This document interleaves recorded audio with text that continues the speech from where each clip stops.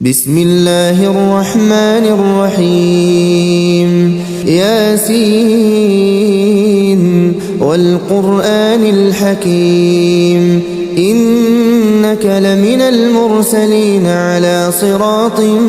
مستقيم تنزيل العزيز الرحيم لتنذر قوما ما أنذر آباؤهم فهم غافلون لقد حق القول على أكثرهم فهم لا يؤمنون إنا جعلنا في أعناقهم أغلالا فهي إلى الأذقان فهم مقمحون وجعلنا من بين أيديهم سدا ومن خلفهم سدا فأغشيناهم فهم لا يبصرون وسواء عليهم أأنذرتهم أم لم تنذرهم لا يؤمنون إنما تنذر من اتبع الذكر وخشي الرحمن بالغيب فبشره بمغفرة وأجر كريم إنا نحن نحيي الموتى ونكتب ما قدموا وآثارهم وكل شيء أحصيناه في إمام مبين واضرب لهم مثلا أصحاب القرية إذ جاءها المرسلون إذ أرسلنا إليهم اثنين فكذبوهما فعززنا بثالث فقالوا إنا إليكم مرسلون قالوا ما أنتم إلا بشر مثلنا وما أنزل الرحمن من شيء إن أنتم إلا تكذبون قالوا ربنا يعلم إنا إليكم لمرسلون وما علينا إلا البلاغ المبين قالوا إنا تطيرنا بكم لئن لم تنتهوا لنرجمنكم وليمسنكم منا عذاب أليم قالوا طائركم معكم أئن ذكرتم بل أنتم قوم مسرفون وجاء من أقصى المدينة رجل يسعى قال يا قوم اتبعوا المرسلين اتبعوا من لا يسألكم أجرا وهم مهتدون وما لي لا أعبد الذي فطرني وإليه ترجعون أأتخذ من دونه آلهة إن يردني الرحمن بضر لا تغن عني شفاعتهم شيئا ولا ينقذون إني إذا لفي ضلال مبين إني آمنت بربكم فاسمعون قيل ادخل الجنة قال يا ليت قومي يعلمون بما غفر لي ربي وجعلني من المكرمين وما أنزلنا على قومه من بعده من جند من السماء وما كنا منزلين إن كانت إلا صيحة واحدة واحدة فإذا هم خامدون يا حسرة على العباد ما يأتيهم من رسول إلا كانوا به يستهزئون ألم يروا كم أهلكنا قبلهم من القرون أنهم إليهم لا يرجعون وإن كل لما جميع لدينا محضرون وآية لهم الأرض الميتة أحييناها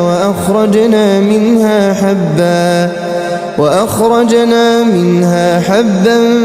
فمنه يأكلون وجعلنا فيها جنات من نخيل وأعناب وفجرنا فيها من العيون ليأكلوا من ثمره وما عملته أيديهم أفلا يشكرون سبحان الذي خلق الأزواج كلها مما تنبت الأرض ومن أنفسهم ومما لا يعلمون وآية لهم الليل نسلخ منه النهار فإذا هم مظلمون والشمس تجري لمستقر لها ذلك تقدير العزيز العليم والقمر قدرناه منازل حتى عاد كالعرجون القديم لا الشمس ينبغي لها أن تدرك القمر ولا الليل سابق النهار وكل في فلك يسبحون وآية لهم أنا حملنا ذريتهم في الفلك المشحون وخلقنا لهم من مثله ما يركبون وإن نشأ نغرقهم فلا صريخ لهم ولا هم ينقذون إلا رحمة منا ومتاعا إلى حين وإذا قيل لهم اتقوا ما بين أيديكم وما خلفكم لعلكم ترحمون وما تأتيهم من آية من آيات ربهم إلا كانوا عنها معرضين وإذا قيل لهم أنفقوا مما رزقكم الله قال الذين كفروا للذين آمنوا أنطعم من لو يشاء الله أطعمه إن أنتم إلا في ضلال مبين ويقولون متى هذا الوعد إن كنتم صادقين ما ينظرون إلا صيحة واحدة تأخذهم وهم يخصمون فلا يستطيعون توصية ولا إلى أهلهم يرجعون ونفخ في الصور فإذا هم من الأجداث إلى ربهم ينسلون قالوا يا ويلنا من بعثنا من مرقدنا هذا ما وعد الرحمن وصدق المرسلون إن كانت إلا صيحة واحدة فإذا هم جميع لدينا محضرون فاليوم لا تظلم نفس شيئا ولا تجزون إلا ما كنتم تعملون إن أصحاب الجنة اليوم في شغل فاكهون هم وأزواجهم في ظلال على الأرائك متكئون لهم فيها فاكهة ولهم ما يدعون سلام قولا من رب رحيم وامتازوا اليوم أيها المجرمون ألم أعهد إليكم يا بني آدم ألا تعبدوا الشيطان إنه لكم عدو مبين وأن اعبدوني هذا صراط مستقيم ولقد أضل منكم جبلا كثيرا أفلم تكونوا تعقلون هذه جهنم التي كنتم توعدون اصلوها اليوم بما كنتم تكفرون اليوم نختم على أفواههم وتكلمنا أيديهم وتشهد أرجلهم بما كانوا يكسبون ولو نشاء لطمسنا على أعينهم فاستبقوا الصراط فأنى يبصرون ولو نشاء لمسخناهم على مكانتهم فما استطاعوا مضيا ولا يرجعون ومن نعمره ننكسه في الخلق أفلا يعقلون وما علمناه الشعر وما ينبغي له إن هو إلا ذكر وقرآن مبين لينذر من كان حيا ويحق القول على الكافرين أولم يروا أنا خلقنا لهم مما عملت أيدينا أنعاما فهم لها مالكون وذللناها لهم فمنها ركوبهم ومنها يأكلون ولهم فيها منافع ومشارب أفلا يشكرون واتخذوا من دون الله آلهة لعلهم ينصرون لا يستطيعون نصرهم وهم لهم جند محضرون فلا يحزنك قولهم إنا نعلم ما يسرون وما يعلنون أولم ير الإنسان أنا خلقناه من نطفة فإذا هو خصيم مبين وضرب لنا مثلا ونسي خلقه قال من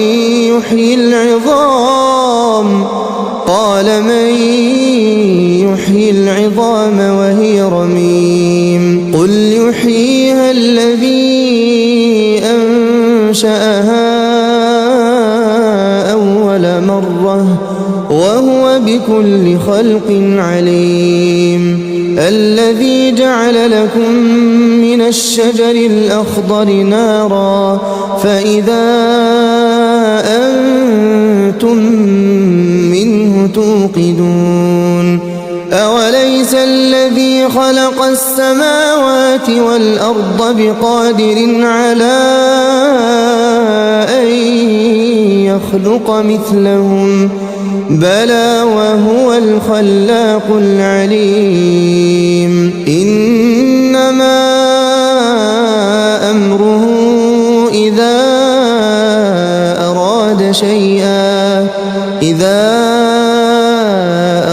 أراد شيئا أن يقول له كن فيكون فسبحان الذي بيده ملكوت كل شيء وإليه ترجعون. الرحمن علم القرآن خلق الإنسان علمه البيان الشمس والقمر بحسبان والنجم والشجر يسجدان والسماء رفعها ووضع الميزان ألا تطغوا في الميزان وأقيموا الوزن بالقسط ولا تخسروا الميزان والأرض وضعها للأنام فيها فاكهة والنخل ذات الأكمام والحب ذو العصف والريحان فبأي آلاء ربكما تكذبان خلق الإنسان من صلصال كالفخار وخلق الجان من مارج من نار فبأي آلاء ربكما تكذبان رب المشرقين ورب المغربين فبأي آلاء ربكما تكذبان مرج البحرين يلتقيان بينهما برزخ لا يبغيان فبأي آلاء ربكما تكذبان يخرج منهما اللؤلؤ والمرجان فبأي آلاء ربكما تكذبان وله الجوار المنشآت في البحر كالأعلام فبأي آلاء ربكما تكذبان كل من عليها فان ويبقى وجه ربك ذو الجلال والإكرام فبأي آلاء ربكما تكذبان يسأله من في السماوات والأرض كل يوم هو في شأن فبأي آلاء ربكما تكذبان سنفرغ لكم أيها الثقلان فبأي آلاء ربكما تكذبان يا معشر الجن والإنس إن استطعتم أن تنفذوا من أقطار السماوات والأرض فانفذوا لا تنفذون إلا بسلطان فبأي آلاء ربكما تكذبان يرسل عليكما شواظ من نار ونحاس فلا تنتصران فبأي آلاء ربكما تكذبان فإذا انشقت السماء فكانت وردة كالدهان فبأي آلاء ربكما تكذبان فيومئذ لا يسأل عن ذنبه إنس ولا جان فبأي آلاء ربكما تكذبان يعرف المجرمون بسيماهم فيؤخذ بالنواصي والأقدام فبأي آلاء ربكما تكذبان هذه جهنم التي يكذب بها المجرمون يطوفون بينها وبين حميم آن فبأي آلاء ربكما تكذبان ولمن خاف مقام ربه جنتان فبأي آلاء ربكما تكذبان ذواتا أفنان فبأي آلاء ربكما تكذبان فيهما عينان تجريان فبأي آلاء ربكما تكذبان فيهما من كل فاكهة زوجان فبأي آلاء ربكما تكذبان متكئين على فرش بطائنها من استبرق وجنى الجنتين دان فبأي آلاء ربكما تكذبان فيهن قاصرات الطرف لم يطمثهن إنس قبلهم ولا جان فبأي آلاء ربكما تكذبان كأنهن الياقوت والمرجان فبأي آلاء ربكما تكذبان هل جزاء الإحسان إلا الإحسان فبأي آلاء ربكما تكذبان ومن دونهما جنتان فبأي آلاء ربكما تكذبان مدهامتان فبأي آلاء ربكما تكذبان فيهما عينان نضاختان فبأي آلاء ربكما تكذبان فيهما فاكهة ونخل ورمان فبأي آلاء ربكما تكذبان فيهن خيرات حسان فبأي آلاء ربكما تكذبان حور مقصورات في الخيام فبأي آلاء ربكما تكذبان لم يطمثهن إنس قبلهم ولا جان فبأي آلاء ربكما تكذبان متكئين على رفرف خضر وعبقري حسان فبأي آلاء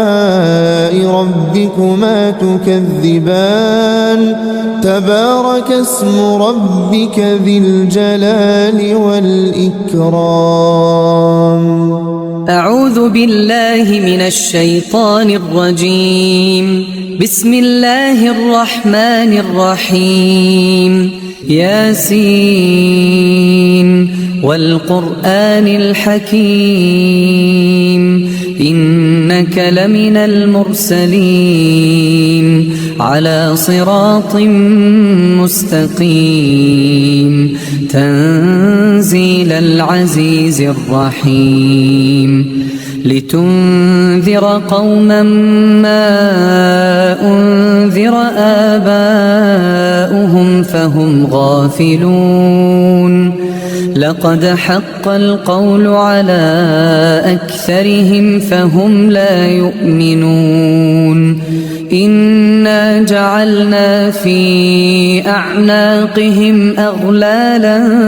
فهي إلى الأذقان فهم مقمحون وجعلنا من بين أيديهم سدا ومن خلفهم سدا فأغشيناهم فهم لا يبصرون وسواء عليهم أأنذرتهم أم لم تنذرهم لا يؤمنون إنما تنذر من اتبع الذكر وخشي الرحمن بالغيب فبشره بمغفرة وأجر كريم إنا نحن نحيي الموتى ونكتب ما قدموا وآثارهم وكل شيء أحصيناه في إمام مبين واضرب لهم مثلا أصحاب القرية إذ جاءها المرسلون إذ أرسلنا إليهم 2 فكذبوهما فعززنا بثالث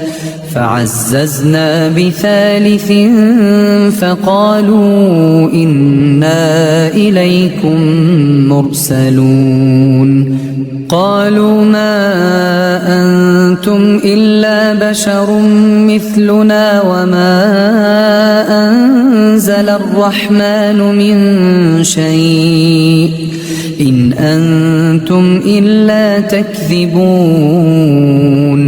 قالوا ربنا يعلم إنا إليكم لمرسلون وما علينا إلا البلاغ المبين قالوا إنا تطيرنا بكم لئن لم تنتهوا لنرجمنكم وليمسنكم منا عذاب أليم قالوا طائركم معكم أئن ذكرتم بل أنتم قوم مسرفون وجاء من أقصى المدينة رجل يسعى قال يا قوم اتبعوا المرسلين اتبعوا من لا يسألكم أجرا وهم مهتدون وما لي لا أعبد الذي فطرني وإليه ترجعون أأتخذ من دونه آلهة إن يردني الرحمن بضر لا تغن عني شفاعتهم شيئا ولا ينقذون إني إذا لفي ضلال مبين إني آمنت بربكم فاسمعون قيل ادخل الجنة قال يا ليت قومي يعلمون بما غفر لي ربي وجعلني من المكرمين وما أنزلنا على قومه من بعده من جند من السماء وما كنا منزلين إن كانت إلا صيحة واحدة فإذا هم خامدون يا حسرة على العباد ما يأتيهم من رسول إلا كانوا به يستهزئون ألم يروا كم أهلكنا قبلهم من القرون أنهم إليهم لا يرجعون وإن كل لما جميع لدينا محضرون وآية لهم الأرض الميتة أحييناها وأخرجنا منها حبا فمنه يأكلون وجعلنا فيها جنات من نخيل وأعناب وفجرنا فيها من العيون ليأكلوا من ثمره وما عملته أيديهم أفلا يشكرون سبحان الذي خلق الأزواج كلها مما تنبت الأرض ومن أنفسهم ومما لا يعلمون وآية لهم الليل نسلخ منه النهار فإذا هم مظلمون والشمس تجري لمستقر لها ذلك تقدير العزيز العليم والقمر قدرناه منازل حتى عاد كالعرجون القديم لا الشمس ينبغي لها أن تدرك القمر ولا الليل سابق النهار وكل في فلك يسبحون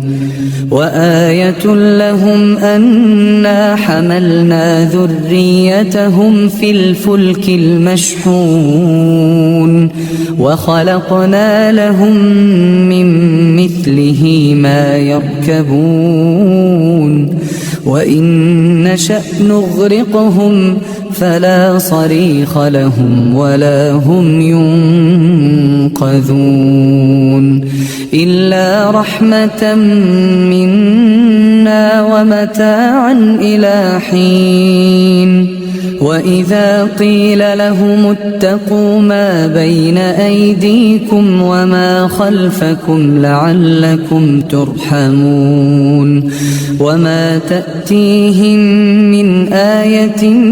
من آيات ربهم إلا كانوا عنها معرضين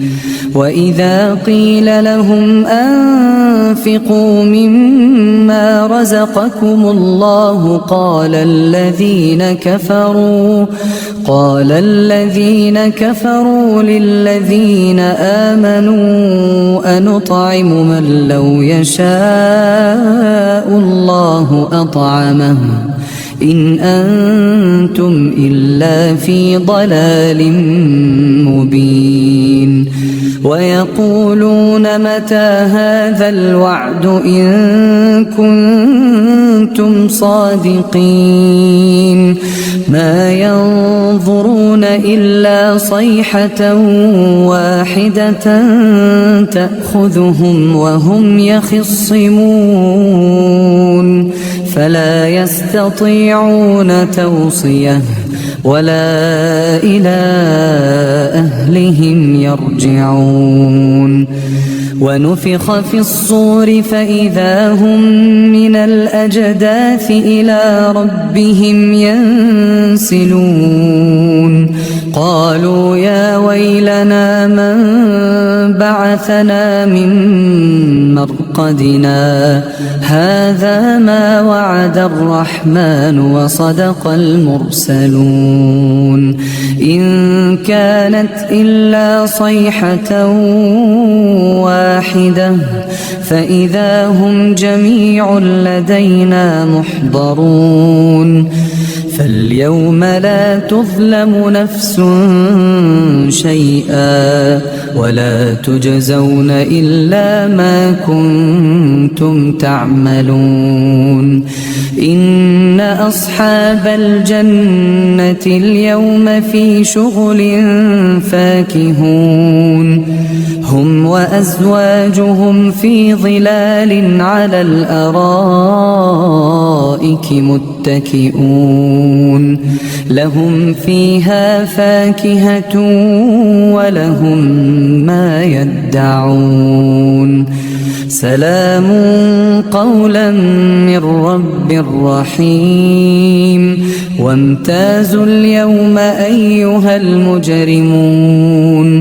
ألم أعهد إليكم يا بني آدم ألا تعبدوا الشيطان إنه لكم عدو مبين وأن اعبدوني هذا صراط مستقيم ولقد أضل منكم جبلا كثيرا أفلم تكونوا تعقلون هذه جهنم التي كنتم توعدون اصلوها اليوم بما كنتم تكفرون اليوم نختم على أفواههم وتكلمنا أيديهم وتشهد أرجلهم بما كانوا يكسبون ولو نشاء لطمسنا على أعينهم فاستبقوا الصراط فأنى يبصرون ولو نشاء لمسخناهم على مكانتهم فما استطاعوا مضيا ولا يرجعون ومن نعمره ننكسه في الخلق أفلا يعقلون وما علمناه الشعر وما ينبغي له إن هو إلا ذكر وقرآن مبين لينذر من كان حيا ويحق القول على الكافرين أولم يروا أنا خلقنا لهم مما عملت أيدينا أنعاما فهم لها مالكون وذللناها لهم فمنها ركوبهم ومنها يأكلون ولهم فيها منافع ومشارب أفلا يشكرون واتخذوا من دون الله آلهة لعلهم ينصرون لا يستطيعون نصرهم وهم لهم جند محضرون فلا يحزنك قولهم إنا نعلم ما يسرون وما يعلنون أولم ير الإنسان أنا خلقناه من نطفة فإذا هو خصيم مبين وضرب لنا مثلا ونسي خلقه قال من يحيي العظام وهي رميم قل يحييها الذي أنشأها أول مرة وهو بكل خلق عليم الذي جعل لكم من الشجر الأخضر نارا فإذا أنتم منه توقدون أوليس الذي خلق السماوات والأرض بقادر على أن يخلق مثلهم بلى وهو الخلاق العليم إنما أمره إذا أراد شيئا أن يقول له كن فيكون فسبحان الذي بيده ملكوت كل شيء وإليه ترجعون.